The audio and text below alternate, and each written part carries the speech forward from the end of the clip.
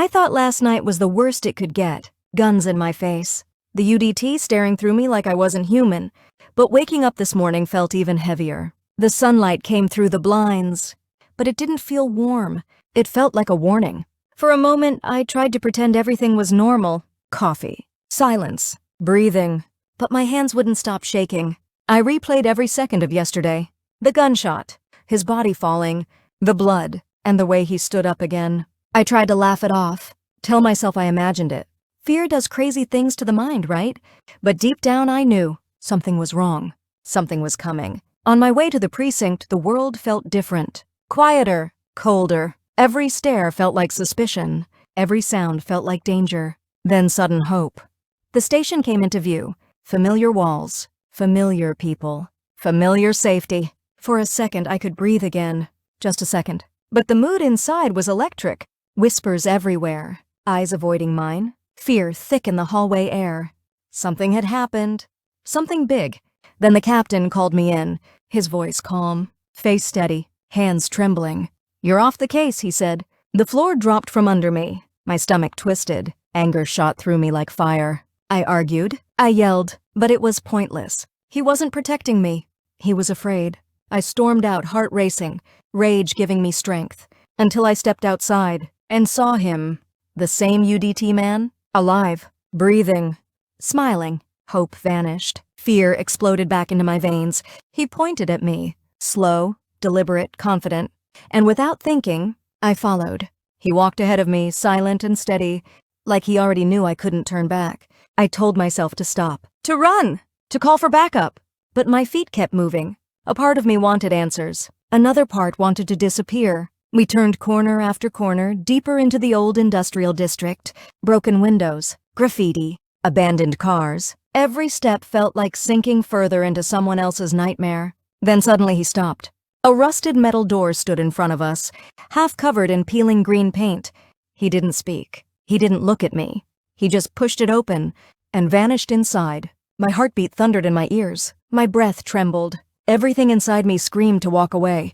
But curiosity can be poison, and I was already infected. I grabbed the cold handle, pulled the door open, and stepped into darkness. For a second, nothing. No sound, no movement. Just a thick, suffocating black. Then a flicker. A single bulb buzzed to life overhead, casting light across his face.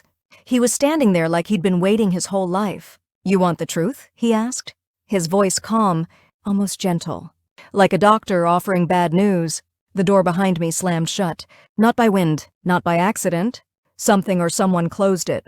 My pulse spiked. Heat flushed through my chest. Fear surged like electricity. But then he smiled. And weirdly, I felt safer. Like he wasn't there to hurt me. Like he might actually be my only protection. That tiny spark of relief helped me breathe again. He stepped closer, eyes locked on mine. "You've been asking the wrong questions," he said. And just when my hope returned, he crushed it. "You're not here to expose us," he whispered. "You're here because you already belong to us." My body froze. My thoughts shattered. And in that moment, I knew my life was never going back to normal. I laughed at him at first. It sounded insane. Belong to them? A secret unit that heals from bullets? It was madness. But he didn't laugh with me. His face was stone. His eyes were heavy. And suddenly joking felt dangerous. I demanded proof. Real proof. He reached into his jacket, pulled out a thick folder, and tossed it onto the table. It slid toward me like an accusation. I opened it, and the world tilted. Photos of me. Dozens of them. Me as a kid in school. Me at my mother's funeral. Me graduating police academy. Me on my first case.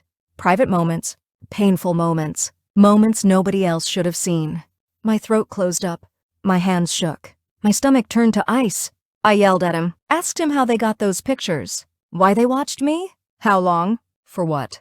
But he just stared, calm and unbothered, like he'd seen this breakdown 100 times. I threw the folder. Paper scattered everywhere. Faces and memories ripped across the floor. I didn't care. I wanted answers. No more riddles, no more mystery. He crouched down, picked up one photo, and handed it to me. Me at 7 years old. Standing outside the hospital after the accident. He said something that cracked the world open beneath my feet. "We didn't find you," he said. "We recovered you." My breath vanished. Recovered? From what? From where? I told him he was lying.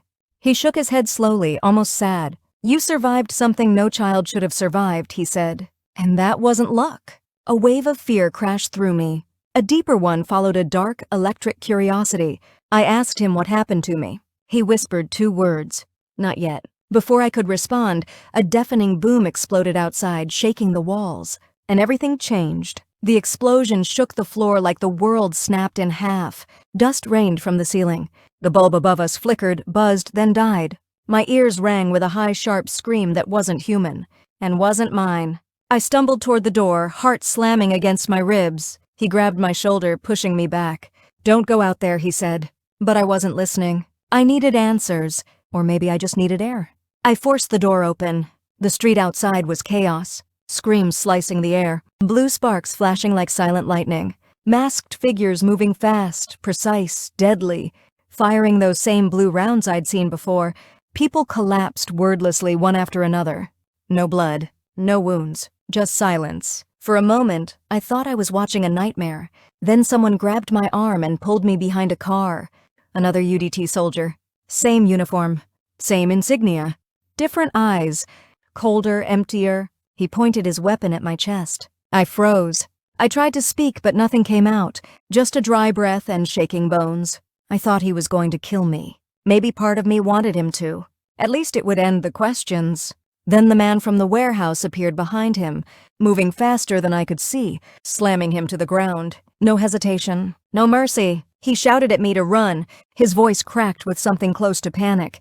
The first emotion I'd seen from him. I should have run. Every instinct screamed at me to move, but I stared at him, frozen, trapped between terror and trust. And in that split second, everything slowed. Smoke drifting through the air, blue light glowing off shattered glass, my breath trembling. Then a bolt of blue energy shot past my face, close enough to scorch the air. I finally ran, feet pounding the pavement, heart exploding in my chest, the world spinning around me in violent fragments. I didn't look back. I couldn't. All I heard was his voice behind me. "Don't stop!" I didn't know where I was running.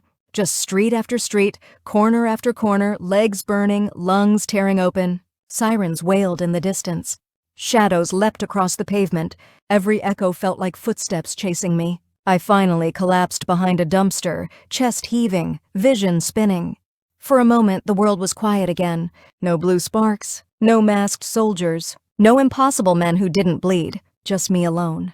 I told myself it was over, that I was safe, that I could go back home and pretend none of this ever happened. But I knew the truth. There was no going back. I reached into my pocket for my phone, hands shaking too hard to dial, and that's when I felt it. A piece of paper, folded once, smooth, heavy, waiting. I pulled it out slowly, terrified of something so small. 3 words stared back at me in deep blue ink. "You were chosen." My throat closed. My heartbeat stopped. I looked up at the sky, desperate for air, desperate for answers, and saw him, the same UDT man, standing alone at the end of the alley, eyes locked on mine, expression unreadable. He didn't speak. He didn't move. He just stood there, like the night itself was holding him up. I opened my mouth to ask why me, what they wanted, what I was, what any of this meant. But before I could say a word, he lifted his hand and held out a small black device. Lights pulsed across it, blue, then red, then blue again. A soft static buzz filled the air, and he whispered one sentence that tore the world open. "Episode 3 begins now." My body went weightless, my vision blurred. The alley melted away, and the darkness swallowed me whole. Then silence, cold, absolute. But somewhere in the void, I felt something new. Not fear, not confusion, something deeper, power. And I knew this wasn't the end. It was the beginning.